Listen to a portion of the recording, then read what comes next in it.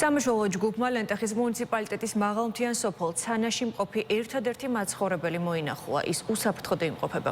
რთული მეტეოროლოგიური პირობების გამო მასთან სატელეფონო კომუნიკაცია რამდენიმე დღის განმავლობაში ვერ ხერხდებოდა. რის გამოც სახელმწიფო რწმუნებულის ადმინისტრაციისა და სამაშველო ჯგუფების მიერ ძებნაშველის ოპერაცია განხორციელდა. გავრცელებული ინფორმაციით სამაშველო ჯგუფების წარმომადგენლებმა 15 კილომეტრიანი გზის ფეხით გავლა 10 საათში მოახერხეს. ლენტეხის მუნიციპალიტეტის ერთ-ერთ მაღალმთიან სოფელში ცანას პიროვნება საკუთარ საცხოვრებელ სახლში იყო ჩაკეტილი. სამხარეო ადმინისტრაციის კოორდინაციით მოხდა ყველა სამსახურის მობილიზება, რათა დაწყებულიყო ძებნაშველის ოპერაცია. მეხანძრე მაშველებმა გაიარეს 14 კილომეტრი ფეხით, რომლის გავლასაც დაჭირდნენ დაახლოებით 10 საათი და მისულებს ადგილზე დახვდა ძალიან კარგი სიტუაცია.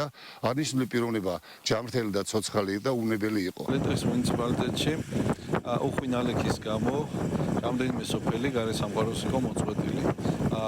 ცენტრალური ხელისუფლების და თვითმმართველობის ჩართულობით თითქმის ყველა სოფელი გავხსენით, მაგრამ უშედეგო მცდელობა ჰქონდა სოფელი ცანის მიმართულებით, იმიტომ რომ იყო ზვავ საშიშროება. სამაშველო სამსახურის შედეგად დღეს უკვე მიღწეული იქნა დანიშნულების ადგილამდე.